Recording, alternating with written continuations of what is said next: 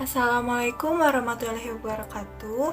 Perkenalkan, nama saya Nersifa Widiwati dengan nomor NPM 232151017 dari kelas A Angkatan 2023 dari jurusan Pendidikan Matematika Fakultas Keguruan dan Ilmu Pendidikan. Saya membuat video ini untuk memenuhi tugas mata kuliah saya, teori bilangan, filsafat dan sejarah matematika dengan dosen pengampu Pak Dedi Nurjamil dan Asandi Ilham Amarullah. A'udzu billahi minasyaitonir rajim. Bismillahirrahmanirrahim. Alhamdulillahilladzi anzala ala abdihil kitaba walam yaj'al lahu iwaja qayiman liyundira basyan syadidan min ladunhu wa yubashshiral mu'minin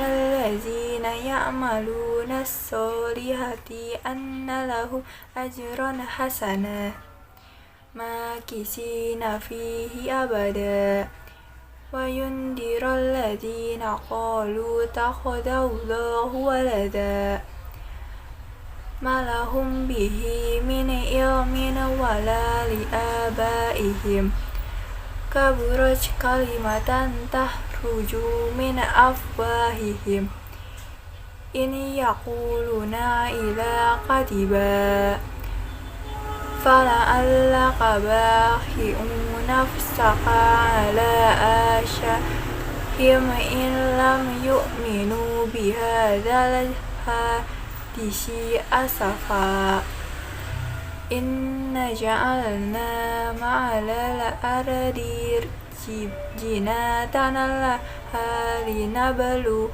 wahum ayyuhum ahsanu amala wa inna la ja'iluna ma'alaiha sa'idan juruja amma hasibta anna ashabal kahfi waraqimi kanu min ayatina ajaba ida awal yatu ilal kahfi faqalu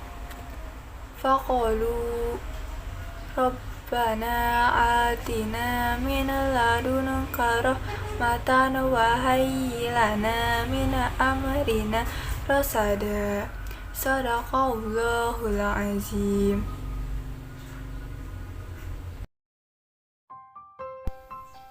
Asbabun nuzul turunnya surat Al-Kahfi.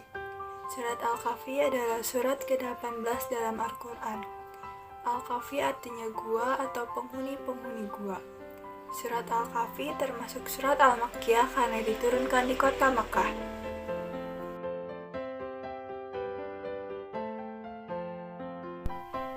Pokok bahasan yang terdapat dalam surat Al-Kahfi.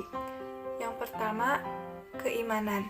Berisi kekuasaan Allah dalam memberi hidayah hidup kepada manusia. Dasar-dasar tauhid dan keadilan Allah tidak berubah selama-lamanya. 2. Hukum-hukum.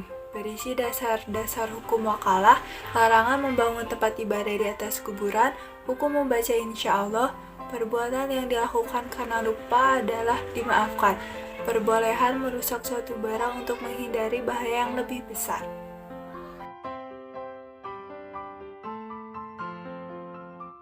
Ketiga, kisah-kisah. Berisi cerita mengenai Ashabul Kahfi, cerita dua orang laki-laki yang seorang kafir dan yang lainnya mukmin.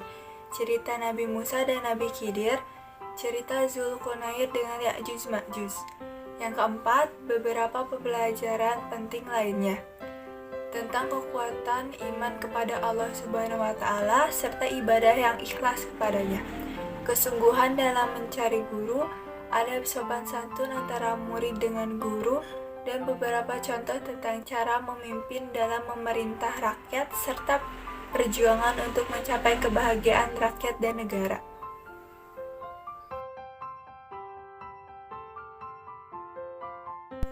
Keutamaan surat Al-Kahfi. Pertama, termasuk Al-Ma'in yang diturunkan kepada baginda Nabi Muhammad SAW.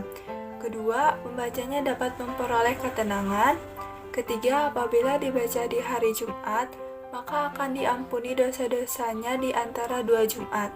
Keempat, pembaca akan dilindungi dari Dajjal dan menjadi cahaya di hari kiamat. Kelima, orang yang membacanya atau menghafalkannya akan dilindungi dari fitnah Dajjal. Keenam, orang yang membacanya akan mati syahid. Kisah-kisah yang terdapat dalam surat Al-Kahfi. Kisah yang pertama yaitu dalam ayat 9-20 yang dikenal dengan kisah Ashabul Kahfi. Kisah ini menceritakan tentang 7 orang pemuda yang berserah diri kepada Allah dan bersembunyi di dalam sebuah gua untuk menghindari raja yang zalim dan kafir yang menekan untuk menyembah kepada berhala. Saat mereka terbangun, musuh dan kekayaannya sudah tidak ada. Untuk cerita yang kedua adalah tentang pemilik 2 kebun dan sahabatnya. Dikisahkan 2 pemilik kebun memiliki harta yang berlimpah namun sombong. Sedangkan sahabatnya hidup dalam kemiskinan namun dia mendapat nikmat iman kepada Allah. Untuk cerita yang ketiga, Surat Al-Kahfi ayat 60 sampai ayat 82 mengisahkan tentang pertemuan Nabi Musa dan Nabi Khidir. Dari kisah mereka, kita dapat mengetahui Nabi Musa yang ingin haus akan ilmu pengetahuan dan rela menanggung kesulitan untuk meraih itu semua. Kisah yang keempat adalah tentang Dzulkarnain. Sebagaimana ayat 83 sampai ayat 98, kisah ini menggambarkan puncak dari upaya perdamaian dan perubahan. Di tangan Dzulkarnain, perubahan dan perdamaian dapat terjadi di muka bumi sekalipun. Dalam kisah itu disebutkan bahwa Allah Subhanahu wa Ta'ala memberinya kebijaksanaan, kekuatan, dan pengetahuan.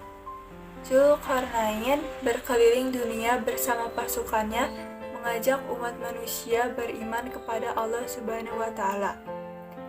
Meski dilimpahkan kebijaksanaan di muka bumi, Dzulkarnain tidak sombong dan tetap memerintah secara adil dan bijaksana. Penaklukan yang ia lakukan hanya demi berdakwah di jalan Allah Subhanahu wa Ta'ala. Dia juga tidak mengambil keuntungan dari orang lain dan kelompok yang ditemuinya. Semua orang diperlakukan dengan adil.